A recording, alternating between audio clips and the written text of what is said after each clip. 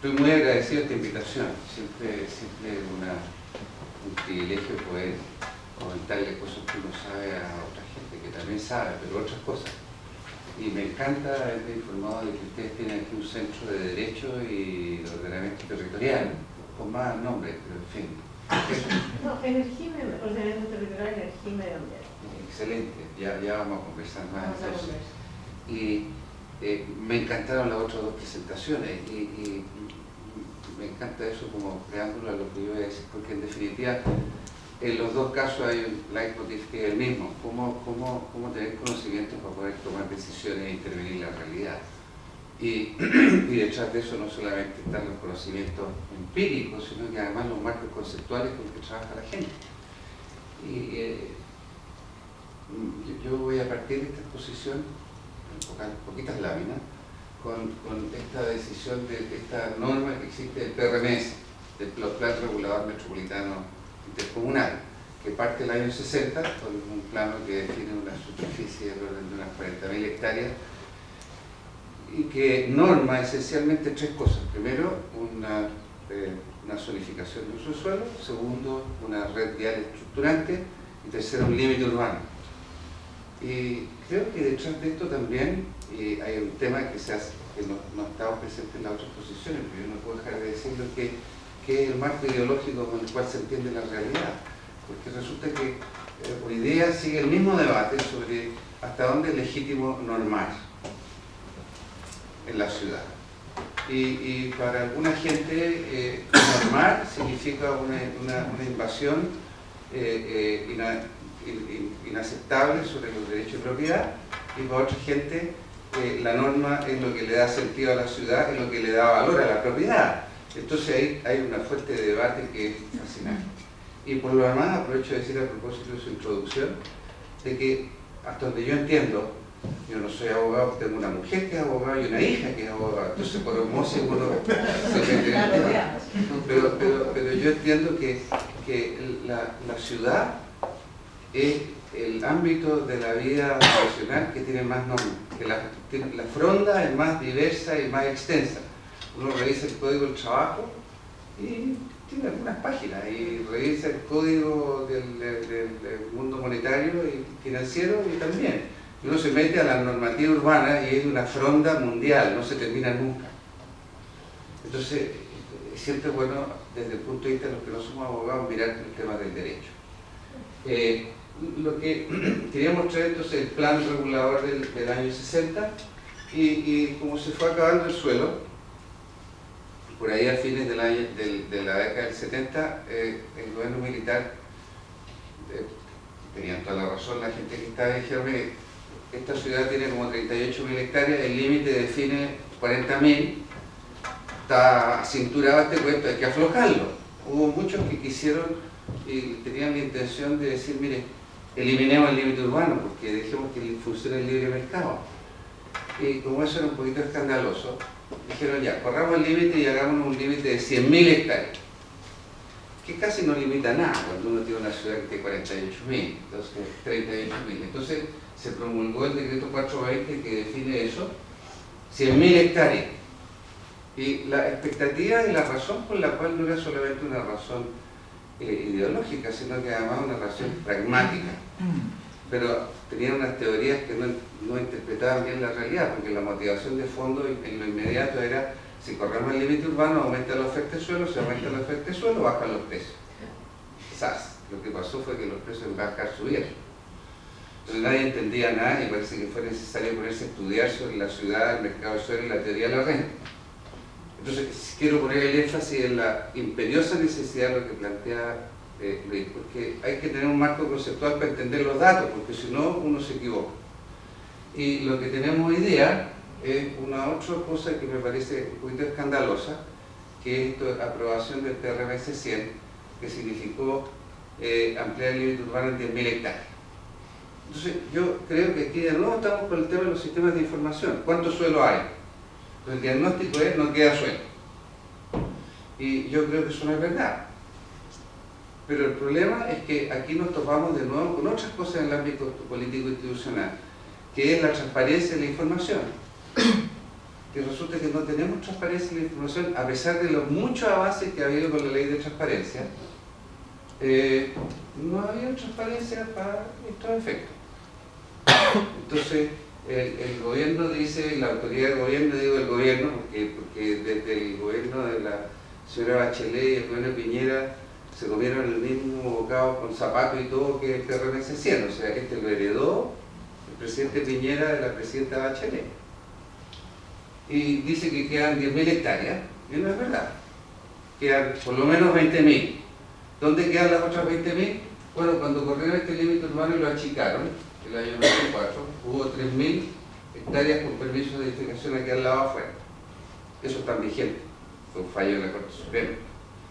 Entonces, después se normó la vigencia de los permisos, pero eso no están efectos a nada, son 3.000 hectáreas. Están además las dos PEDU, que suman otras 2.000, y existen por lo menos unas 7.000 hectáreas dentro de la ciudad que tienen muy bajísima intensidad de uso, que son fácilmente recicladas. Y por el otro lado, hay errores en la estimación a propósito de lo que tú mencionabas, por eso que me parece fascinante que hayan hablado antes, de las densidades. ¿Qué son las densidades? 20.000 hectáreas es mucho o es poco, depende, ¿cuánto necesitamos?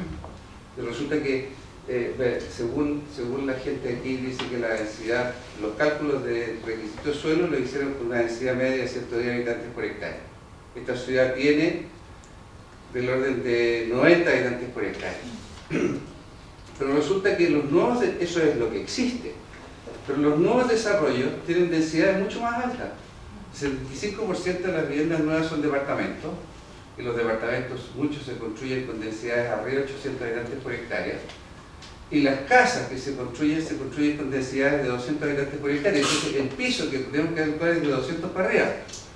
Y eso significa que necesitamos, si hacemos la proyección con densidades de 200, 250 habitantes por hectárea, necesitamos del orden de 300 hectáreas anuales.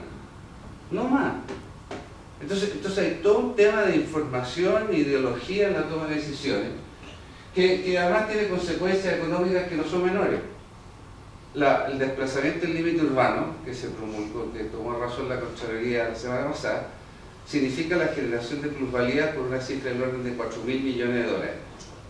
Entonces nos pasamos de los números, las estadísticas y los gráficos a donde están los intereses de la gente.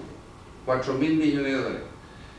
Plusvalía, porque además en este país, nos vamos a las normas, las plusvalías no pagan, no constituyen renta.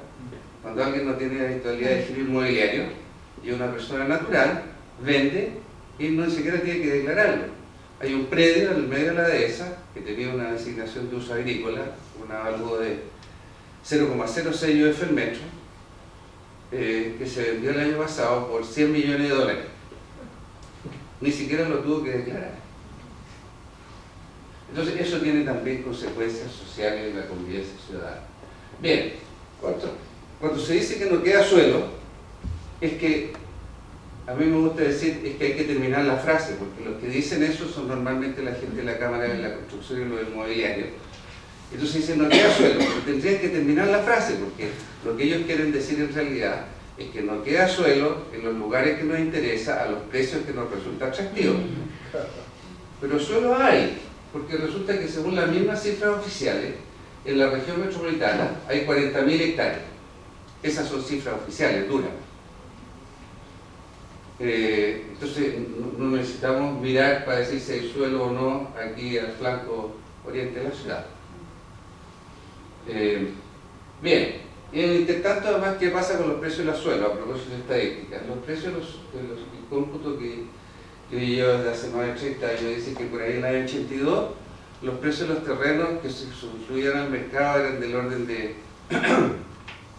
0,4 UF el metro, el promedio de todo lo que se ofrecía, y hoy día estamos en cifras del orden de 7 a 8 UF el metro.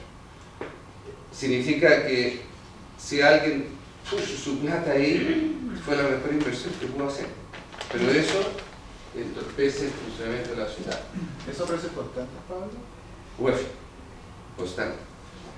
Ya, ahí hay unos gráficos sobre estructura de los precios de la tierra y cómo ha ido cambiando con el tiempo. Y ahí hay un gráfico sobre la estructura de valores fiscales vigente al año 2012. que entró el revalúo y se modificó a partir de enero del 2013, porque se entró en vigencia el revalúo de los bienes no agrícolas no residenciales. Pero para poder hacer eso, tuvieron que calcular y recalcular y hacer el revalúo de todas las tierras, porque no podían discriminar esto revaluamos, esto no. Entonces se aplicó esto solamente a los no residenciales. El revalúo que se acaba de hacer, haciendo un esfuerzo sobrehumano, logré tomar una cantidad, no conseguí que el Servicio de Impuestos Internos me pasara la base catastral 2013, ni siquiera a través del Consejo de la Transparencia. Pero logré discernir una cantidad importante de cosas. Adentro del límite urbano quedan del orden de 2.000 hectáreas con designación de uso agrícola. Entonces, ¿quién decide qué? Las designaciones de uso agrícola significan una ventaja mundial para los propietarios, porque tienen un avalúo que es la centésima parte de los sitios que están al otro lado de la calle que tienen designación de uso urbano. Descubrí que en el medio de la dehesa todavía quedan sitios con avalúos de 0,6 UF el metro, circunstancia que al otro lado de la calle hay sitios que tienen un avalúo de 6 UF el metro. Esos fueron revaluados, los dos fueron revaluados. Descubrí además un caso en que el Servicio de Impuestos Internos bajó el avalúo de todo un sector de la dehesa de 5 UF el metro a 0,5 UF el metro, y da la casualidad que la misma municipalidad de Lo Barnechea remató una propiedad que tenía ahí, y la remató en 5 UF el metro. Entonces, yo diría que es fundamental tener información, porque esto tiene que ver con el financiamiento de las municipalidades que sabemos que están en crisis, pero no hay información. Y lo que sí quiero destacar como gran meritorio es que el Servicio de Impuestos Internos por primera vez colocó en la web los planos con los valores base de la zona de la área homogénea, cosa que nunca había hecho antes. Y eso es muy importante, porque siempre el dicho era, estamos tasando a un valor que está por debajo del valor de mercado, pero no hacían análisis relativo, que es lo que importa en estos casos. Bien, pedí los planos que están en PDF, que es un detalle banal, digamos, y resulta que los pedí que me los pasaran en el sistema de información geográfica para trabajar con ellos, y me los negaron. Y el Consejo de la Transparencia le dio la razón al Servicio de Impuestos Internos. O sea, es una información que tuvieron que elaborar en sí. Después la bajaron a PDF y la publicaron, pero me la negaron y no la conseguí, entonces no se puede hacer análisis. Bueno, aquí hay otro tema que es bien importante, que pasa por las definiciones que es la estructura socioeconómica de esta ciudad. Generar estos planos me costó 20 años de elaboración para llegar a discernir fuentes de información, combinación de variables, etcétera, pero que muestran algo que es muy lacerante en esta ciudad, que es la separación entre los estratos.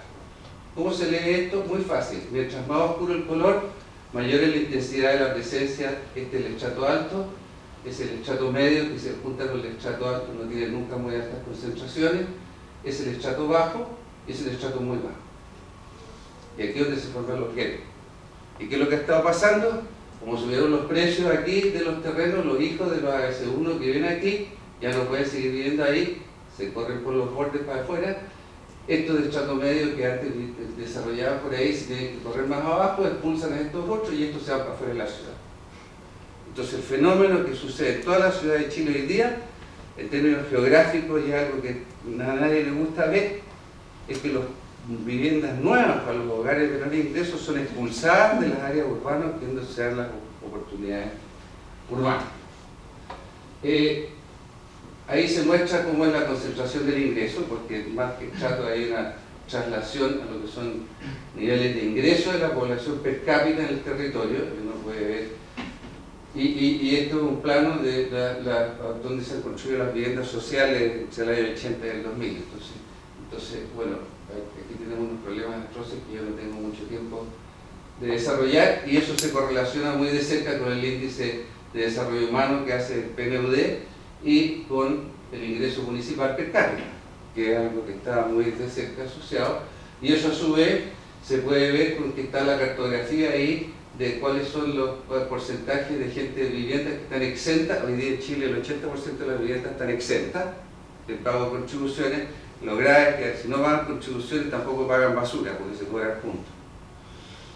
Bien, y esa es la estructura de los valores fiscales del año 94, es un planito con un grano fino. Quería comentar algo sobre la estructura funcional de la ciudad, que es muy importante, porque lo que sucede es que el centro concentra más o menos un poco más del tercio de toda la superficie de edificación no residencial. Y eso condiciona la estructura de viaje. La mayor parte de los viajes se quedan en las propias comunas del viaje generado, pero los segundos más importantes son los que se van al centro. Eso significa que la gente, para poder hacer uso de la ciudad, tiene que ir al centro. Entonces no importa solo tomar una foto, sino que hay que ver cómo se mueve la película. Y para poder ir al centro, tiene que tomar el Transantiago. Y hay cifras oficiales que dicen que para el primer quintil de ingresos, el 20% de los más pobres, para una familia de 4, el gasto en Transantiago es más del 50% del ingreso. Y cuando uno ve los mapas de la incidencia en el presupuesto, la distribución del ingreso y los planos de evasión en el pago del Transantiago, hay una correlación absoluta. Entonces, la noción, de nuevo, volvemos a los prejuicios, la necesidad de hacer investigación social, meterse a fondo, la noción de que la gente superficialmente dice, claro, lo que pasa es que la gente pobre son todos unos rotos sinvergüenza. Yo no estoy justificando que la gente la evasión, pero lo que estoy queriendo decir simplemente es que si la gente no se puede subir al Transantiago, su distancia de vida es a pie. Y eso no funciona.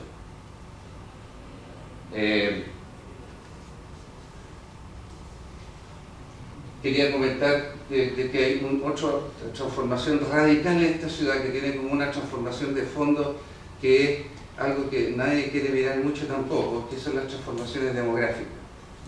5 minutos. Bien. Alcanzo.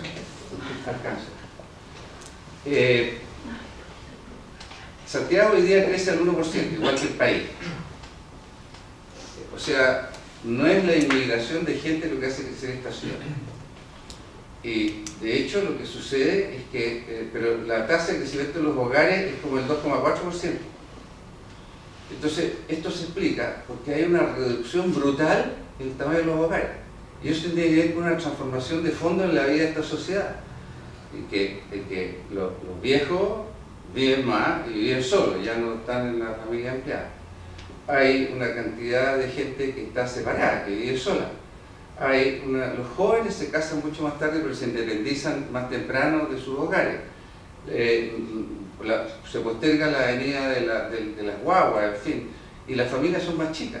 Entonces lo que sucede es que eso es lo que explica un fenómeno urbano que es absolutamente descocado, es que el 75% de las viviendas nuevas son departamentos, y esos departamentos se construyen esencialmente en el centro, porque ahí es donde están las oportunidades, donde funciona la ciudad que tiene la mayor oferta. Entonces, y este es un fenómeno que se viene dando ya desde hace la década del 60. Esta es la proporción de gente que vive en departamentos, la proporción de departamentos respecto al total de viviendas del año 82, es la proporción del 2002, y cuando nos pasen el censo del 2012, vamos a ver que esta cosa se abulta enormemente. Entonces vuelvo a hacer una puntada a lo que dije al principio: si los desarrollos habitacionales son de hogares chicos que quieren vivir en el centro, ¿para qué queremos expandir el límite urbano? Y ahí están de nuevo el tamaño medio de los hogares, el año 82 y el año 2002. Entonces uno ve como la mancha de los hogares que son chiquititos se expande. Bien. Quiero decir que a mí siempre que me dan la oportunidad de hablar, siempre termino mis presentaciones sobre estas cosas que tienen que ver con la ciudad, en fin, con una reflexión ética, porque aquí normalmente todo lo que pasa por el análisis es la cosa del mercado, las leyes, en fin, la rentabilidad, etc. A mí me parece que hay un elemento de convivencia ciudadana que pasa por principios éticos mínimos de convivencia. Y político. Uno es el principio de igualdad de oportunidad, que es un principio básico de convivencia democrática. Si uno lleva eso al plano un poquito más concreto y más aterrizado y habla del principio de igualdad de oportunidades urbanas, nadie quiere seguir hablando, porque eso no existe. Y cuando uno habla de oportunidades urbanas, este principio es que lo que sucede es que en todas las ciudades chilenas, en todas, salvo como 2 o 3, lo que sucede es que los precios de la tierra, la prosperidad ha hecho subir los precios de la tierra. Y los precios de la tierra han llegado a tal nivel que ya no es posible construir vivienda social. Entonces, lo que sucede es que los pobres son expulsados. Mientras más próspera es la ciudad, mientras más suben los precios de la tierra, más suben los precios de la tierra, más radical es la imposibilidad de construir viviendas sociales y más lejos se van. Entonces, me encanta citar una versión perversa de una frase evangélica que dice: a los que tienen les será dado y a los que no tienen, hasta lo poco que tienen les será quitado. Se corrió el límite urbano, se generaron plusvalías por 4.000 millones de dólares y los más pobres se van para afuera. Lo poco que tienen les será quitado. No tienen oportunidad.